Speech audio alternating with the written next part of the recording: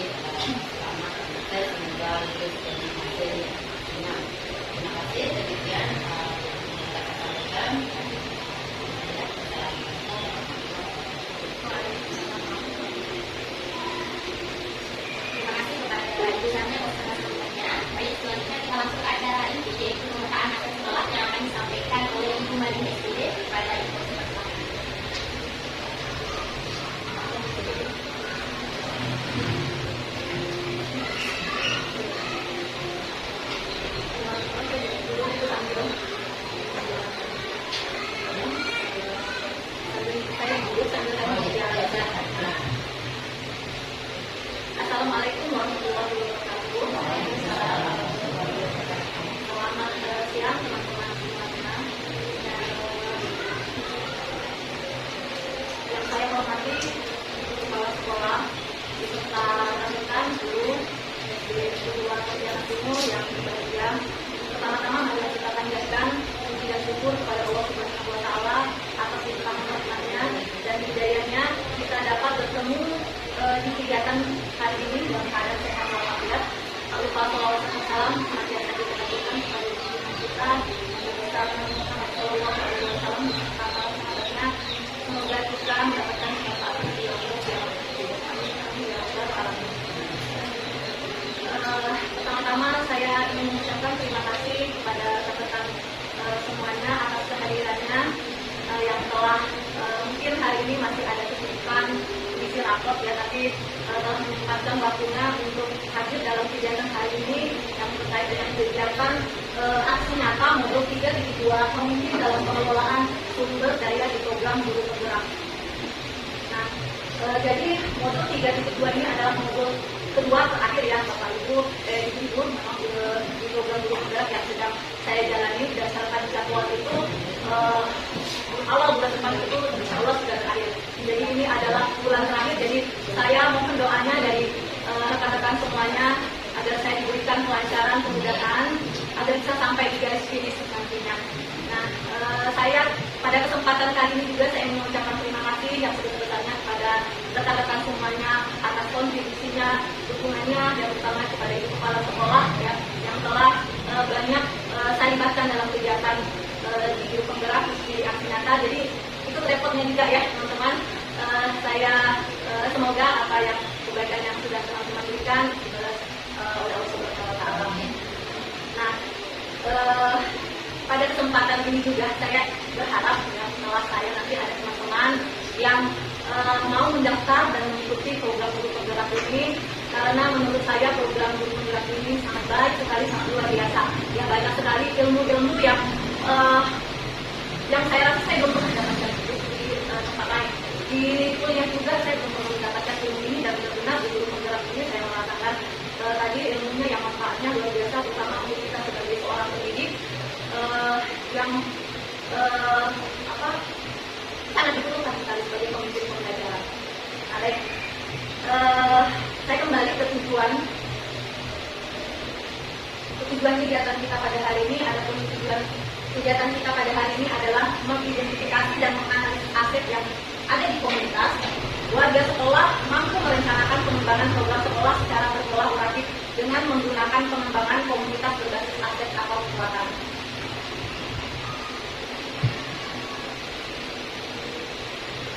Jadi Bapak Ibu, nanti pada kegiatan kita hari ini saya akan mengajak teman-teman untuk berdiskusi, untuk melakukan pemetaan aset ya yang ada di sekolah kita tercinta SD 2 Pontianak di Mekah. Sebelumnya saya ingin memaparkan terlebih dahulu tentang 7 aset atau modal yang akan kita bahas nanti satu persatu. Nah, tapi sebelumnya di sini ada paradigma.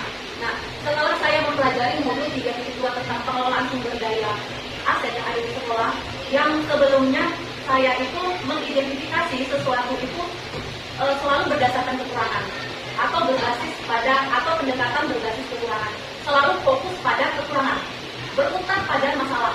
Nah, tetapi setelah saya mempelajari modul 3.2 ini, paradigmanya berubah. Saya belajar untuk menganalisis sesuatu itu berdasarkan pada aset atau kekuatan. Jadi fokus kita itu pada kekuatan yang ada di sekolah kita, ya. Kemudian juga di sini kita akan membayangkan masa depan berpikir berbasis pada kekuatan. Kita membayangkan masa depan.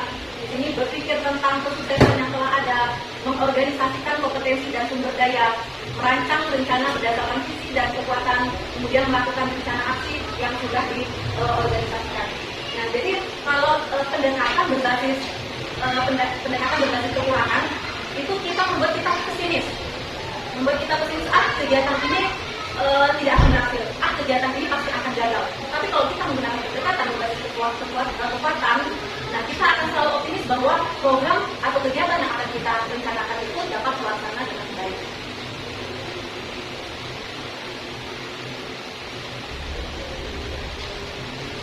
Nah, di sini analisis ada matrik analisis SWOT dan matrik analisis SWOT. Kalau untuk matrik analisis SWOT ini adalah pendekatan yang tadi berbasis kekurangan. Nah, di situ ada strength itu kekuatan, W itu weakness atau kelemahan, O itu opportunities atau peluang, T itu threat atau ancaman. Nah, ini pendekatan tadi berbasis kekurangan. Ada weakness dan threat, ya, kelemahan dan ancaman. Sedangkan di matrik SWOT itu terdiri dari S itu strength kekuatan, opportunities peluang, aspiration aspirasi atau rencana, dan result atau hasil. Nah, jadi analisis SWOT itu berfokus pada kelemahan atau ancaman, sedangkan analisis SWOT itu berfokus pada kekuatan atau peluang. Sehingga fokus kita itu tidak lagi pada kelemahan atau kekurangan, tapi pada strategi untuk meningkatkan kekuatan yang dimiliki untuk mencapai hasil yang kita inginkan. Nah, kemudian juga di sini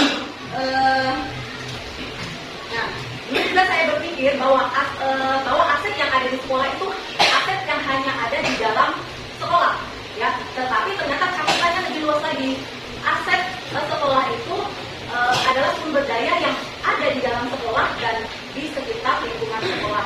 Nah, seperti misalnya sekolah kita ini kan berdekatan dengan Keraton Kadariak. Nah, itu juga bisa dianggap sebagai aset sekolah, ya, karena bisa kita manfaatkan sebagai sumber belajar.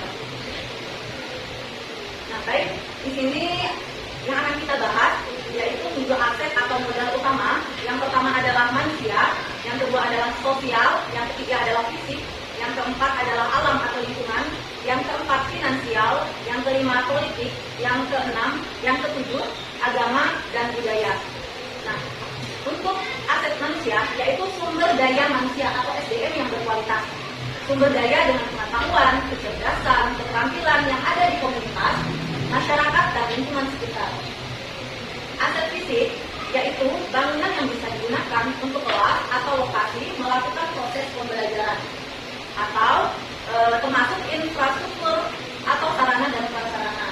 Yang ketiga, lingkungan atau alam, yaitu potensi yang belum diolah dan mempunyai nilai ekonomi yang tinggi dalam upaya pelestarian alam. Nah, misalnya di sini seperti tanah untuk berkebun, danau dan empang untuk berternak. Kemudian aset sosial, yaitu bisa dalam bentuk norma atau aturan yang mengikat, bisa dalam bentuk kelompok, komunitas, institusi, lembaga, asosiasi, dan sebagainya. Misalnya di sini ada KKG. KKG itu adalah aset sosial, ya, di mana dengan KKG guru bisa mengembangkan kompetensinya untuk meningkatkan keterampilan dalam mengajar. Kemudian di sini aspek politik, yaitu berkaitan dengan kebijakan dan kekuasaan. Kemudian aset finansial, yaitu dukungan keuangan yang digunakan untuk membiayai proses pembangunan dan kegiatan. Ya, jelas sekali di sini yang dimaksud adalah dana pos, ya, untuk finansial. Dan mungkin ada aset-aset lain di finansial ini yang merupakan pemasukan atau pendapatan sekolah untuk mengembangkan proses pembelajaran atau sekolah. Kemudian budaya dan agama. Di sini yaitu agama bisa dalam bentuk tokoh, institusi atau lembaga, ritual keagamaan, serta pada relasi antar agama yang ada di lingkungan sekolah. Kebudayaan merujuk pada hasil cipta dan karya manusia yang unik, yang lahir dari serangkaian ide, gagasan, norma, perilaku, serta budaya. Nah, contohnya di sini mungkin untuk aset agama ini seperti kegiatan yang sudah kita lakukan di sekolah, ya, ada tilawah Quran, ya, kegiatan membaca Quran itu untuk pembelajaran itu termasuk dalam aset agama.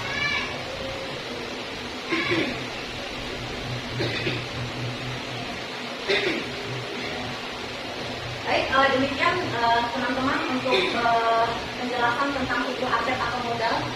Ya, ini yang akan kita analisis bersama. Jadi di sini saya minta tolong pada teman-teman nanti berdiskusi membahas tentang aset-aset yang tadi sudah saya paparkan.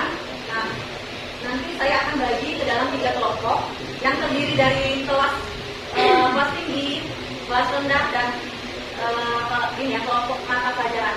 Nah, untuk kelas rendah itu membahas tentang aset manusia dan aset fisik. Untuk kelas tinggi membahas tentang aset sosial dan lingkungan. Untuk sebenarnya ini kepala sekolah, dan budaya dan aset finansial ini untuk bendahara dan rumah kol juga berkaitan dengan keuangan. Baik. Selanjutnya kita dengan hasil pembacaan hasil diskusi dari perwakilan setiap kelompok. Ini bisa dimulai dari kelompok kelas terlebih dahulu untuk aset fisik dan aset sosial. Silakan.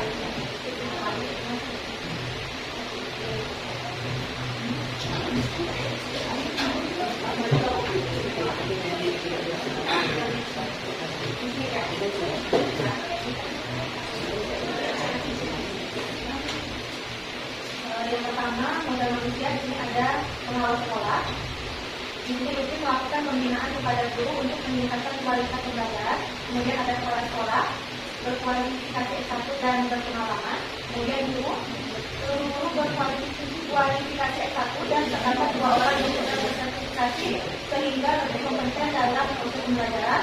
Terdapat 1 guru CGP yang dapat mendorong kemajuan sekolah dan terdapat 1 orang guru yang menjadi konten kreator dan ketua MCP Pontianak. Kemudian tenaga pendidikan, pegawai pustaka berkualifikasi D3 yang bekerja di bidangnya dan PU berkualifikasi pendidikan S1 yang dapat melakukan pengelolaan administrasi lebih baik. Kemudian peserta didik berjumlah 210 orang dengan kompetensi, karakter dan latar belakang yang beragam. Kemudian orang tua yang dapat bekerja sama dengan pihak sekolah demi pengembangan pembelajaran siswa. Komite yaitu sangat kooperatif dalam membantu pelaksanaan program sekolah. Kemudian tokoh agama mempunyai dedikasi yang tinggi untuk pengembangan sekolah. Kemudian yang kedua ada sosial. Ini kepala sekolah aktif di KKN. Kemudian semua guru aktif di KKN untuk meningkatkan keterampilan dalam bekerja. Kemudian siswa aktif dalam kegiatan ekstrakurikuler dan agar seluruh murid dapat mengikuti aturan sekolah. Terima kasih untuk kelompok kelas rendah yang sudah mengidentifikasi aset manusia ya dan sosial. Selanjutnya untuk aset fisik dan lingkungan kelas tingginya kita silakan dari kelas tinggi.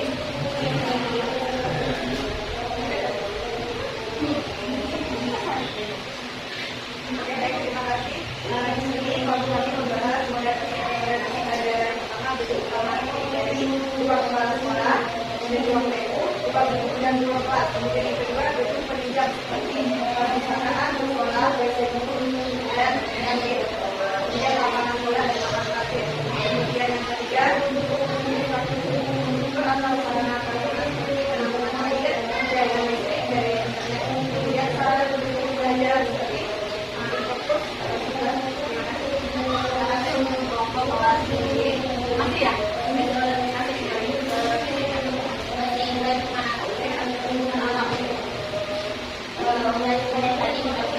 Ada modal lingkungan alam yang pertama lokasi di Kalimantan Raya, jembatan tol dan juga lokasi ini mudah untuk dijangkau. Yang kedua lokasi SD2 ini memiliki tanah yang digunakan untuk berkebun. Yang ketiga lingkungan SD2 ini dekat dengan keraton Sadelia dan Sibeni, jadi bisa digunakan sebagai sumber belajar. Dan yang terakhir lokasi SD2 ini juga banyak pohon sehingga kondisi sekolahnya tidak terlalu panas sehingga pembelajarannya bisa aman. Untuk sekarang kita lanjutkan untuk identifikasi aset politik dari kepala sekolah.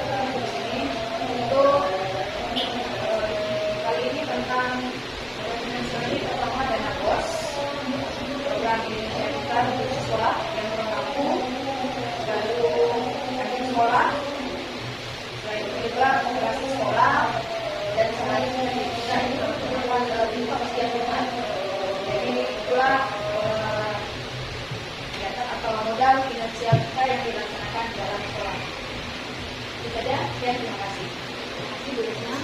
Dengan modal agama dan budaya.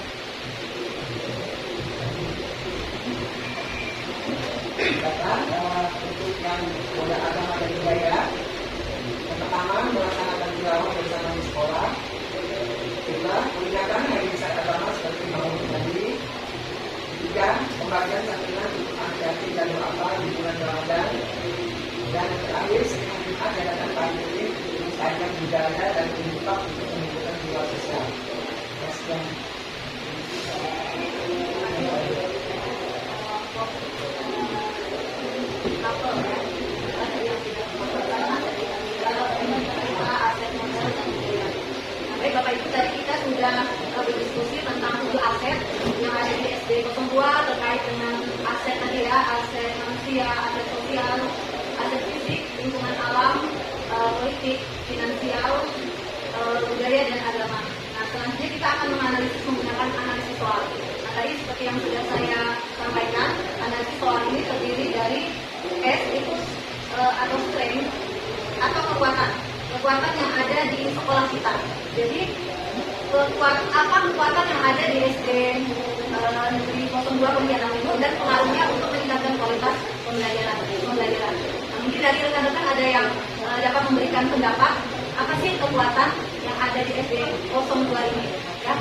Bisa memberikan contoh, mungkin satu saja contohnya itu apa dan pengaruhnya untuk kualitas pembelajaran. Ada? Ya, silakan Bu Linda.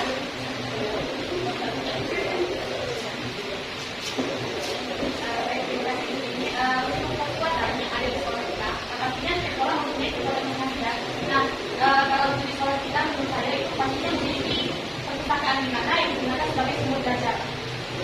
Nah, yang kedua, kekuatan yang kedua yaitu misalnya kita memiliki buku sebagai media belajar. Nah, perpustakaan yang digunakan bisa juga sebagai media belajar untuk anak baca, kemudian bisa juga sebagai buku dan lain-lain digunakan untuk belajar kita.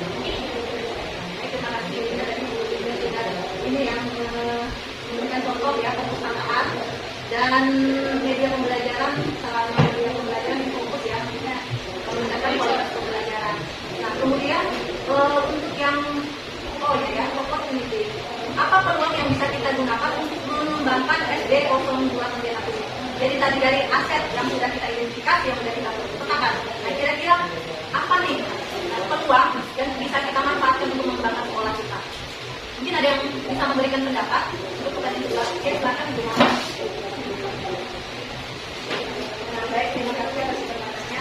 Nah, ini sekolah kita berdekatan dengan protokol badannya. Jadi peluang yang bisa kita gunakan di sekolah kita bisa gunakan sebagai output kelas.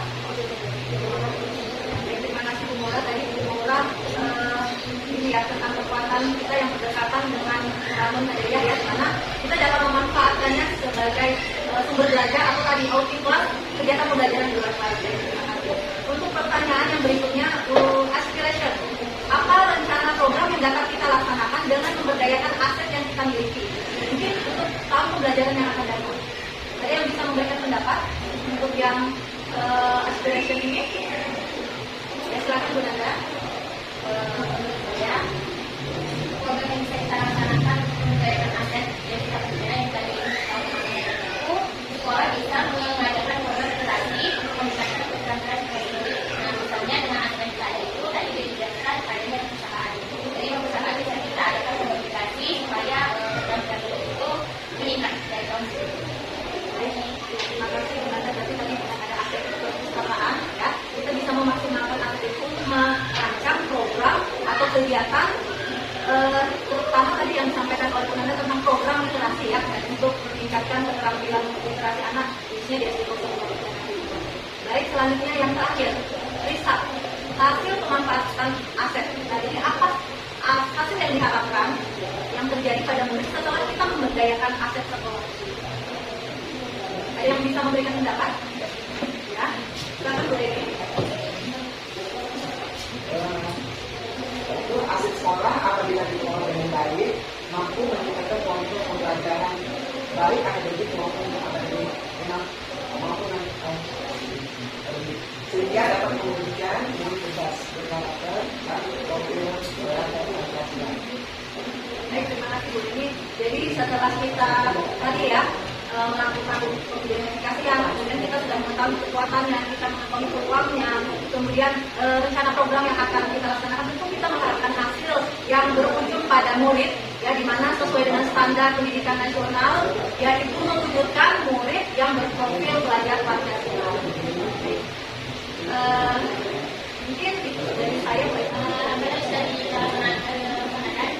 pendengaran dari Marigi dan juga dari teman-teman bahwa ada satu modal yang bisa dikembangkan agar sekolah kita bisa berubah menjadi baik. Nah, selanjutnya kesimpulan dari Marigi sendiri akan hadir kita dengan kesempatan berikut. Jadi teman-teman hasil kegiatan kita pada hari ini. Berdasarkan kekuatan yang dimiliki sekolah dan peluang untuk mengembangkan SDI 2 Pontianak Timur, maka rencana program yang dapat kita laksanakan dengan memberdayakan aset yang kita miliki. Ini saya berdasarkan dari pemetaan aset berdasarkan beberapa unsur. Jadi di buku kepala sekolah saya kemarin sudah melakukan pemetaan aset, pertama dengan orang tua, juga dengan siswa, ada juga dengan komite dan perwakilan gender. Nah, jadi dari unsur-unsur tersebut ada beberapa program yang ingin disarankan. Nah, untuk perwakilan orang tua itu menyarankan adanya program tahfiz Quran. Kemudian untuk peserta didik program ketubuh katulistiwa, museum atau kolam renang. Kemudian dari komite, karena yang berkaitan tadi dengan aset kita, beliau menyarankan untuk melaksanakan program mudik jamber dan menanam kangkung. Jadi mudik jamber ini singkatan dari budidaya ikan dalam ember. Kemudian ada juga dari perwakilan gender, ini oleh Ibu Sri Rejeki menyarankan adanya kegiatan atau program sarapan bersama siswa, sarapan menu makanan sehat. Nah, kemudian tadi ada dari perwakilan dari guru, yaitu program literasi. Kalau untuk saya sendiri Ibu, saya selaku calon guru penggerak juga sudah berkaitan dengan Guru 3.3. Di sini saya merancang program ya, dengan melihat aset atau kekuatan yang ada di sekolah kita. Saya merancang program yang bernama Green School atau penghijauan sekolah. Nah, mungkin program ini sudah pernah saya sampaikan kepada Ibu kepala sekolah. Mungkin di sini bisa menanggapi juga terkait dengan program Adiata.